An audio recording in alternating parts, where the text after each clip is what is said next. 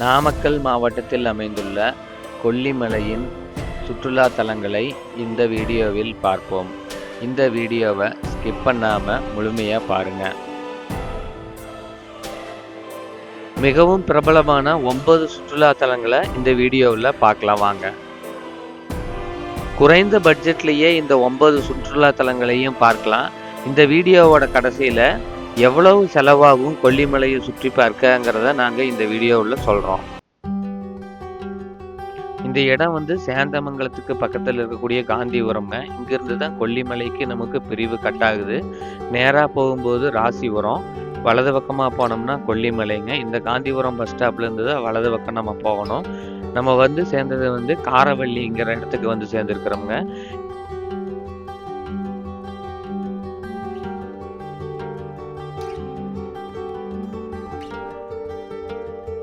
நம்ம இப்போ நுழைவாயில தாண்டிட்டு இருக்கிறோம். நுழைவாயில தாண்டி இப்போ உள்ள போய்கிட்டு இருக்கிறோம்.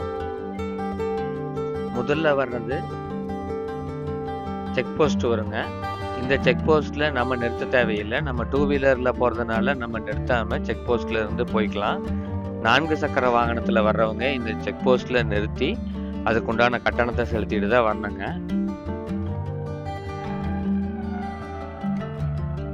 வளைவுகளில் வரக்கூடிய பெண்டு மிகவும் பாதுகாப்பான வசதியோட கட்டமைப்பு பண்ணியிருக்காங்க.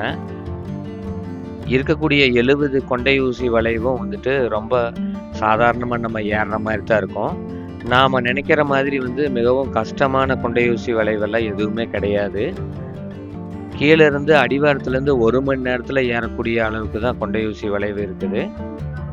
நாம் இப்போ வந்திருக்கிற இடம் நாச்சியம்மன் கோவிலுங்க. நாச்சியம்மன் கோவில் எங்கே அமைஞ்சிருக்கு அப்படின்னா 65வது கொண்டையூசி வளைவில் அமைஞ்சிருக்குதுங்க. இங்கே நாச்சியம்மன் கோவிலில் மலைக்கு மேலே போகிறவங்களும் மேலேருந்து கீழே வர்றவங்களும் சாமி தரிசனம் பண்ணிட்டு தான் போவாங்க. இப்போ நீங்கள் பார்த்துட்டு இருக்கிறது ஒரு அரசு பேருந்து கூட அங்கே நிறுத்தி பூஜைகள்லாம் பண்ணிட்டு இருக்காங்க. இங்கிருந்து மேலே செல்லக்கூடிய வாகனங்களும் சரிங்க, மேலே இருந்து கீழே வரக்கூடிய வாகனங்களும் சரிங்க, இங்கே நிறுத்தி சாமி கும்பிட்டுட்டு தாங்க போகிறாங்க. நாமளும் இங்கே போய் சாமி கும்பிட்டுட்டு போகலாம் வாங்க. உள்ளே போய் கோவிலெல்லாம் சுற்றி பார்த்துட்டு சாமி கும்பிடலாம் வாங்க.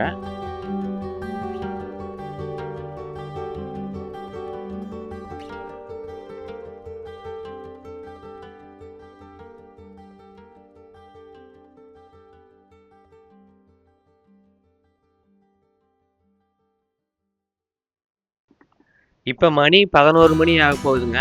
நாம் வந்திருக்கிற இடம் சோளக்காடுங்கிற இடத்துக்கு வந்துட்டோம். இந்த சோளக்காடுங்கிற இடம் தான் மெயினான என்ட்ரன்ஸுங்க கொல்லிமலையோடது. இப்போ பார்த்துட்டு இருக்கிறது நேராக போகக்கூடிய வழி செம்மேடும். இப்போ இந்த 2 பீமுக்கு இடையில இருக்கக்கூடிய ஒரு கார் வருது பார்த்தீங்களா, அந்த இடது பக்கமாக வரக்கூடிய இடம் என்னென்னா மாசி பெரியண்ணசாமி கோயில், எட்டுக்கையம்மன் கோயில் போகிற வழிங்க. நம்ம இப்போ இந்த வழியில் நம்ம போக தேவையில்லை. நாம் இப்போ நேராக செம்மேடு போக போகிறோம். இப்போ செம்மேடு நம்ம ரூமெல்லாம் எடுத்து நம்ம ரூம்லேருந்து கிளம்பி வெளியில் வந்தாச்சு. இப்போ மணி 12 மணி ஆகுதுங்க. இப்போ நம்ம நேராக என்ன பண்ணுறோம்னா மாசி பெரியண்ணசாமி கோயிலுக்கு போயிட்டுருக்குறோம். இப்போ இங்கே போகிற வழியில் பார்த்தீங்கன்னா 2 சைடுமே பச்சை பசையேன்னு இயற்கையான புல்வெளிகளும் வயல்வெளிகளும் அமைஞ்சிருக்குதுங்க. பார்க்குறக்கே மிகவும் ரம்மியமாக இருக்குது. இங்கே நாங்கள் நிறுத்தி கொஞ்சம் நேரம் பார்த்துட்டு மறுபடியும் கிளம்பணுங்க. இப்போ கிளம்பும்போது பார்த்தீங்கன்னா 12:30 மணி. 12:30 மணிங்கிற டயத்தில் தான் நாங்கள் இங்கேருந்து கிளம்பிட்டு இருக்கிறோம். இங்கேருந்து ஒரு 3 கிலோமீட்டர் தூரம் தான் இருக்குது அடிவாரம். இப்போ அடிவாரம் சேர்ந்துட்டோம்ங்க. அடிவாரம் சேரும்போது கரெக்டாக ஒரு 12:45 இருக்குங்க. இப்போ மலைக்கு மேலே ஏற ஆரம்பிச்சிட்டோம். நேற்று நல்ல மழை பெஞ்சதுனால பாதையில் ஃபுல்லாகவே சேராக இருக்குதுங்க. பக்தர்களுக்கு வேண்டி மரங்களில் பூரா கயிறு கட்டி விட்ருக்குறாங்க. நம்ம கொஞ்சம் பாதுகாப்பாக இந்த கயிறுகளை பிடிச்சிட்டு தான் மேலே ஏறணும். இல்லைன்னா வழுக்கல் கொஞ்சம் ஜாஸ்தியாக இருக்குங்க. இது மழை இல்லாத டைமாக இருந்ததுன்னா இந்த அளவுக்கு சிரமம் இருக்காதுங்க. பாதைகள் கொஞ்சம் கரடு முரடாக தான் இருக்கும். பாறைகள் நிறைய இருக்கும், அங்கங்கே குழிகளும் இருக்கும்.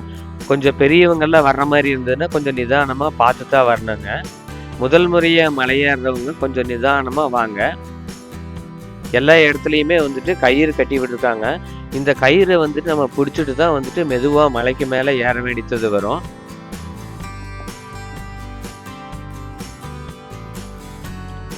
மாசி பெரியண்ணசாமி கோயிலுக்கு வர்றதுக்கு 2 வழி இருக்குதுங்க. ஒன்று வந்து சோளக்காட்டு வழியாக வந்தோம்னா இப்போ நம்ம போயிட்டுருக்கிற வழியில் போகலாம். இந்த வழி வந்து ரொம்ப சிம்பிளான வழிங்க. சிம்பிளான வழினாலும் ஒரு 3/4 மணி நேரம் நடக்க வேண்டியது வரும். இன்னொரு வழி என்ன அப்படின்னா, இன்னொரு வழி வந்து நத்துக்குழிப்பட்டி வழியாக வர்றதுங்க. இந்த நத்துக்குழிப்பட்டி வழியாக தான் வந்து அரசு போக்குவரத்து கழகம் பஸ்ஸுகள்லாம் வரும். இப்போ நம்ம வந்திருக்கிற வழியாக வந்துட்டு பஸ்ஸுக எதுவுமே வராது. நீங்கள் வந்து வாகனங்களில் வர்றவங்க மட்டும்தான் வந்துட்டு இந்த வழியாக வர முடியுங்க. இல்லைன்னா நீங்கள் வந்து என்னென்னா சோளக்காடுங்கிற இடத்துல பஸ்ஸில் வந்து இறங்கி அங்கேருந்து டாக்ஸி ஏதாவது எடுத்துகிட்டு தான் இந்த இடத்துக்கு வரணும். இப்போ நம்ம ஒரு மலைக்கு மேலே வந்துட்டோம்ங்க. இதுதான் வந்துட்டு அருள்மிகு மாசி பெரியண்ணசாமி திருக்கோயிலுங்க. இப்போ நம்ம கோயிலுக்குள்ளதான் இருக்கோம் பாருங்க. நாங்கள் போன டயத்தில் வந்து கோயிலில் ஒரு அளவுக்கு தாங்க கூட்டம் இருந்துச்சு. மற்றுள்ள நாட்களை விட இன்னைக்கு வந்துட்டு கூட்டம் கொஞ்சம் கம்மி தாங்க. நாங்கள் இப்போ கோயிலை வந்துட்டு எல்லாமே சுற்றி பார்த்துட்ருக்குறோம். இங்கே பக்தர்கள் வந்துட்டு தங்களோட வேண்டுதல்களை எல்லாம் ஒரு பேப்பரில் எழுதி அங்கங்கே கட்டி வச்சுருக்காங்க. சில பக்தர்கள் தங்களோட நேர்த்திக்கடன்கள் நிறைவேறி அவங்களோட மன நிம்மதி அடையும் போது இங்கு வந்து மணிகள் வந்து வாங்கி நிறைய கட்டியிருக்காங்க.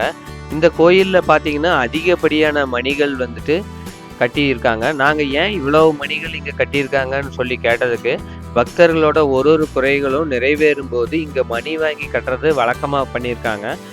நமது வேண்டுதல்கள் நிறைவேறும் போது இங்கு மணி வாங்கி கட்டுவது ஒரு நம்பிக்கைங்க.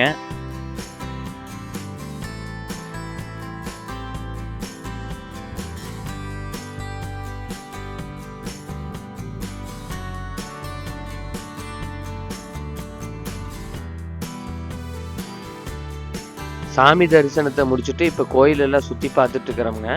இப்போ நேரம் வந்து 1:30 ஆச்சு.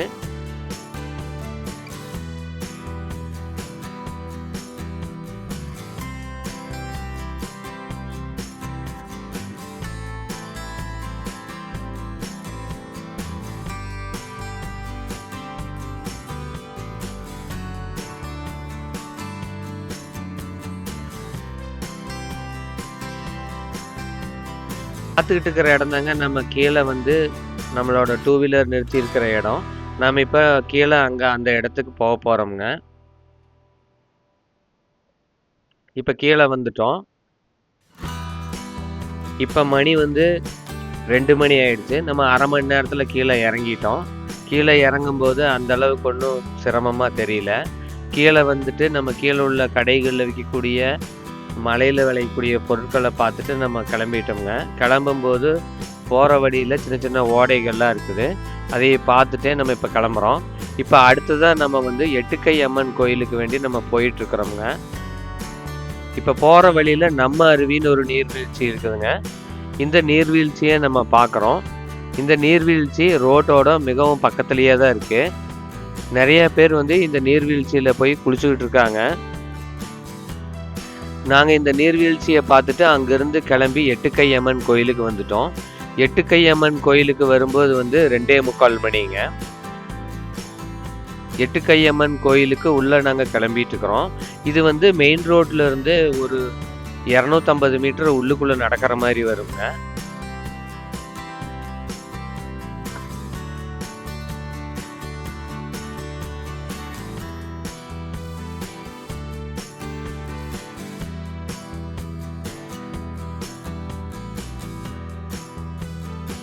அப்புறம் கோயிலுக்கு பக்கம் வந்துட்டோம்ங்க.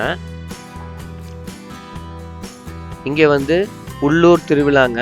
அதனால் மக்கள் வந்துட்டு இந்த கோயிலில் வந்து சிறப்பாக கொண்டாடிட்டு இருக்கிறாங்க பொங்கல் வைத்து. நாம் இப்போ கோயிலுக்குள்ளே போனோன்னே இடது பக்கமாக இருக்கிறது பத்திரகாளி அம்மன் கோயிலுங்க. பத்திரகாளி அம்மன் கோயிலில் சாமி கும்பிட்டு இப்போ நாம் வந்து எட்டுக்கை அம்மனை கும்பிட்றதுக்கு வேண்டி இப்போ உள்ளே போயிட்டுருக்கோம்.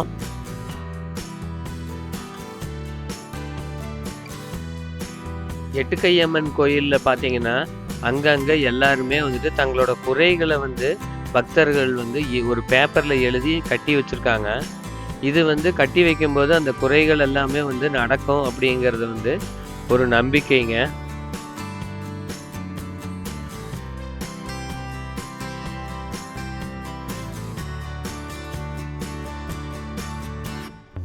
நீங்க இங்க பார்த்துட்டு இருக்கிறத வந்து அங்க இருக்கக்கூடிய வேல் மேல வந்து துணிகளை எல்லாம் போட்டிருக்காங்க.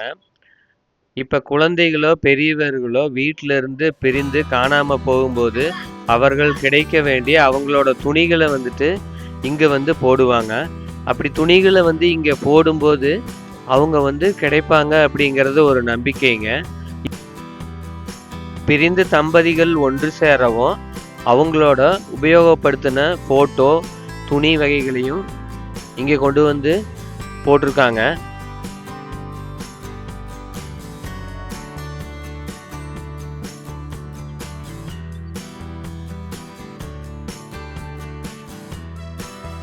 இங்க துணிகள்லாம் போடும்போது பிரிந்த தம்பதிகள் வந்து சேர்றதா இங்க வந்துட்டு ஒரு நம்பிக்கைங்க.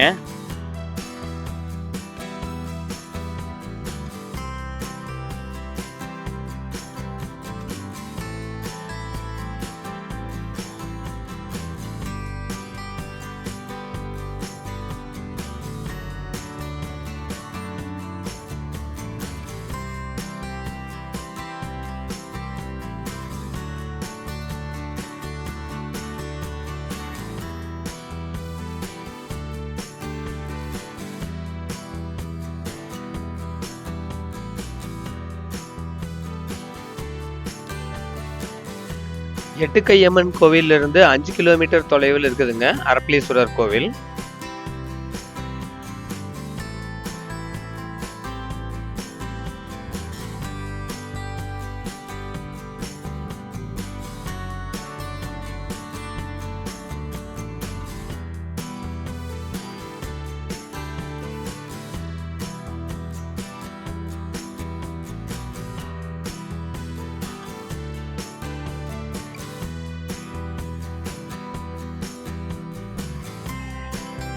அரப்பளீஸ்வரர் கோவில்ல இருந்து வெளியில வந்த உடனே பார்த்தோம்னா ஆகாய கங்கை நீர்வீழ்ச்சிக்கு போறக்கூடிய பாதைகள் தெரியுங்க.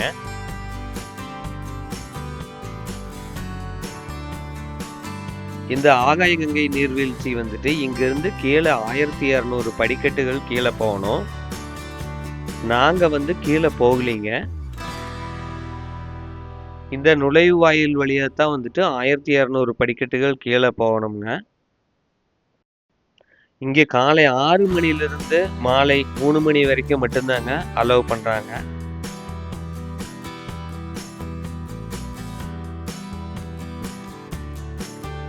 நாங்க அங்க கோயில் எல்லாம் சாமி தரிசனம் முடிச்சுட்டு ஆகாய கங்கை நீர்வீழ்ச்சிக்கு போற இடத்தையும் பார்த்துட்டு திரும்பி வரும்போது அங்க உள்ள கடைகள்ல வந்துட்டு அங்க உள்ள விளையக்கூடிய பொருட்கள் எல்லாமே வித்துட்டு இருந்தாங்க. மலை தேன் மற்றும் மிளகு, ஏலக்காய் போன்ற பொருட்கள் எல்லாமே வித்துட்டு இருந்தாங்க. அதுகளை எல்லாம் நாங்கள் பார்த்துட்டு ஒரு மூலிகை சூப்பு மற்றும் எங்களுக்கு தேவையான சில பொருட்கள் வாங்கினோமுங்க.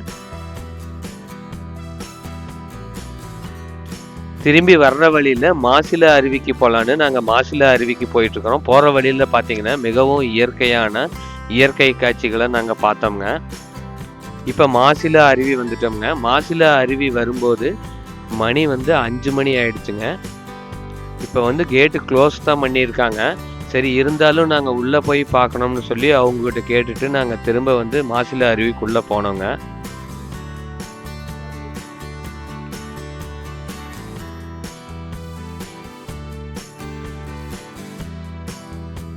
மாசிலா அருவி அரப்பளீஸ்வரர் கோவிலிருந்து 6 கிலோமீட்டர் தொலைவில் இருக்குதுங்க. அரப்பளீஸ்வரர் கோயிலிருந்து நம்ம நேராக செம்மேடு போகிற வழியில் வந்து அங்கேருந்து வலதுபுறமாக கட் பண்ணோம் அப்படின்னா அங்கேருந்து 5 கிலோமீட்டர் வந்து மாசிலா அருவிங்க. இப்போ மாசிலா அருவியை நம்ம வந்து அடைஞ்சிட்டோம். நம்ம வந்த நேரம் வந்துட்டு எல்லாருமே குளிச்சுட்டு போயிட்டாங்க. இங்கே யாருமே இல்லை. சரி நம்ம வந்து மாசிலா அருவி இவ்வளோ தூரம் வந்துட்டோம், சரி பார்த்துட்டு போகலாம்ட்டு தான் வந்தோம். இப்போ மணி வந்து 5:10ங்க. மாசிலா அருவி பார்க்கறக்கே மிகவும் நல்லா அழகாகவும் ரம்மியமாகவும் இருந்துச்சுங்க. இங்கே நல்லா பாதுகாப்பு இருக்குதுங்க குளிக்கிறதுக்கு. இங்கே கீழெல்லாம் வந்துட்டு எந்த விதமான ஆழம் இல்லைங்க. நம்ம கீழே இறங்கி வேணாலும் குளிச்சுட்டு இருக்கலாம். அந்த அளவுக்கு பாதுகாப்பு இருக்குதுங்க.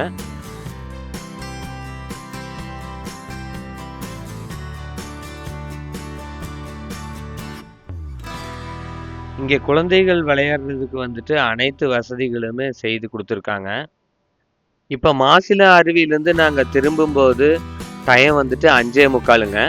செம்மேட்டில் நாங்கள் தங்கியிருக்கிற ரூமுக்கு கிளம்பிட்டோம்ங்க.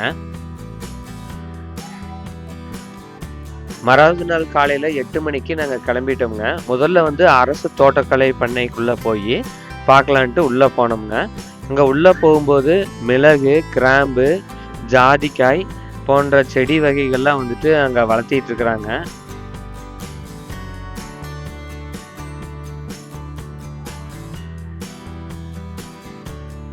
திரும்ப அங்கிருந்து நாங்கள் தாவரவியல் பூங்காவுக்கு வந்தோம். தாவரவியல் பூங்கா அங்கிருந்து 2 கிலோமீட்டர் தூரத்தில் தாங்க இருக்குது. நாங்கள் நேரமே வந்ததுனால தாவரவியல் பூங்கா வந்துட்டு திறக்கலைங்க. தாவரவியல் பூங்கா வந்து திறக்கல. 9 மணிக்கு மேலே தான் திறப்பாங்க அப்படின்னாங்க. சரின்ட்டு நாங்கள் முன்னாடி இருந்து பார்த்துட்டு திரும்ப சரி படகு இல்லத்துக்கு போகலாம்னு சொல்லிட்டு அங்கேருந்து கிளம்பிட்டோம்.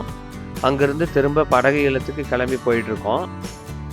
இப்போ நாங்கள் படகு இல்லத்துக்கு வந்துட்டோம்ங்க. படகு இல்லம் வந்துட்டு காலையில் நேரமானதுனால திறக்கல. சரின்ட்டு படகு இல்லத்துக்கு முன்னால் இருந்து அங்கே உள்ள சீனரிஸ் எல்லாமே பார்த்துக்கிட்டு இருக்கிறோம்ங்க. படகு இல்லம் வந்து காலையில் 9:30 மணிக்கு மேலே தான் திறப்பாங்க அப்படின்னாங்க. சரி இருந்தாலும் சரி படகு இல்லத்தை சுற்றி பார்த்துக்கலாம் அப்படின்னு சொல்லிட்டு அங்கே உள்ள அந்த சைடில் இருக்கக்கூடிய இடங்க எல்லாமே நாங்கள் பார்த்துக்கிட்டு இருக்கிறோம்ங்க. ஆனால் நீங்கள் ஊட்டியை கம்பேர் பண்ணும்போது இந்த படகு இல்லம்ங்கிறது வந்து கொஞ்சம் கம்மி தாங்க.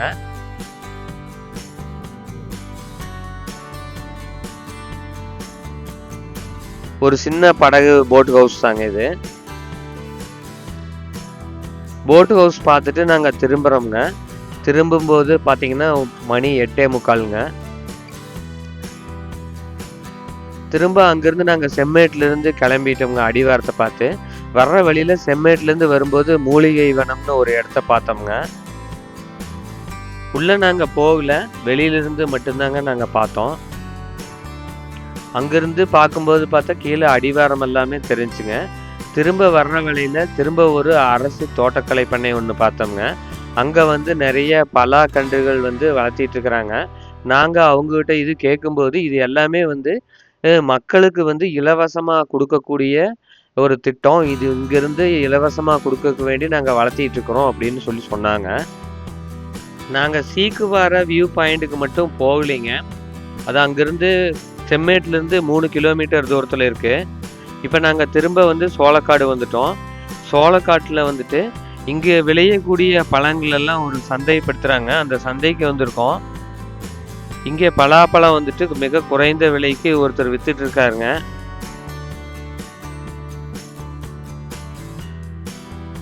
நாங்கள் இப்போ பழச்சந்தைக்குள்ளே போய் இங்கே விளையக்கூடிய பழங்கள் எல்லாம் பார்க்க போகிறோம்ங்க.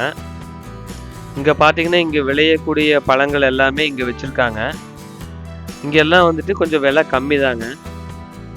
நாங்கள் இங்கே பார்த்ததுலேயே வந்து மிளகு, வாழை, பலா, மாம்பழம், நெல் போன்ற விவசாயங்கள் தான் இங்கே அதிகமாக இருக்குது.